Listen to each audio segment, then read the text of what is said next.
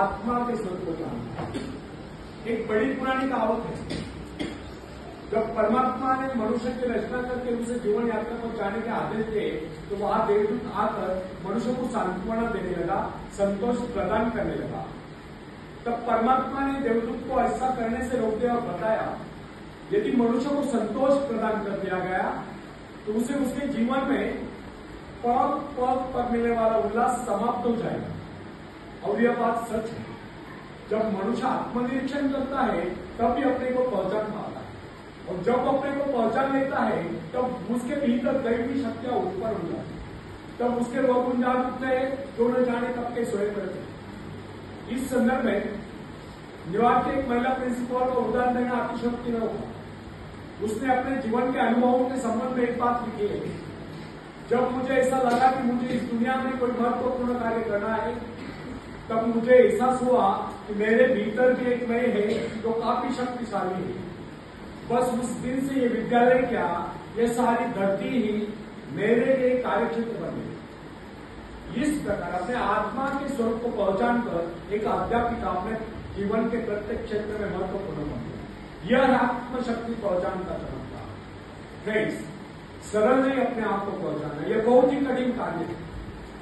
किसी व्यक्ति को उसके भीतर की शक्तियों से परिचित करा देना या उसे उसके भीतर छिपे विशाल एवं गौरवशाली स्वरूप का ज्ञान करा देना सबसे महत्वपूर्ण बात है। जब कोई व्यक्ति अपनी वास्तविकता से रूबरू हो जाता है, अर्थात अपने आप को पहचान लेता है, अपने भीतर की शक्तियों को पहचान लेता है, तो उसे देखकर दुनिया चकित रह जाती है। प्राय जब कोई व्यक्ति किसी कार्य को पूरा करता है तो वह ये सोचकर चौंक जाता है कि कार्य उसने किया है। लेकिन फ्रेंड्स, इसमें चौंकने जैसी कोई बात नहीं। संसार का कोई भी कार्य, चाहे वो कितना ही बड़ा क्यों न हो, मनुष्य ने तो किया। जरा कल्पना कीजिए, एक विशाल वट वृक्ष को जन्म देने वाला बीज कितना नन्हा सा होता है, राई इतना नन्हा सा।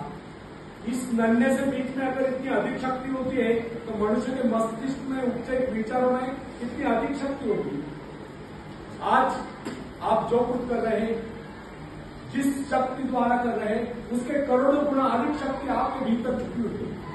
इसीलिए कहा जाए कि आज की अपेक्षा वह कार्य अधिक महत्वपूर्ण है जिसे आप भविष्य में करने की कामना करते हैं, जो आपका जीवन उद्देश्य है, जिसकी ओर आप आकर्षित है, ऊंचा उठने की इच्छा है, आकाश को छूने की आकांक्षा है, अपने आत्मा की शक्ति की पहचान, अपने आत्मा के स्वरूप की पहचान, दृढ़ इच्छा शक्ति, एकाग्रता, आत्मविश्वास, साहस, इन सब को विकसित कीजिए और सच जानिए, ऐसा करके आप उस परमात्मा की आज्ञाओं का पालन ही करें। आप यह न सोचे कि कोई कार्य ऐसा भी है जिसे आप नहीं कर पाते या जो किन्हीं अवतारों के लिए निश्चित किया गया है।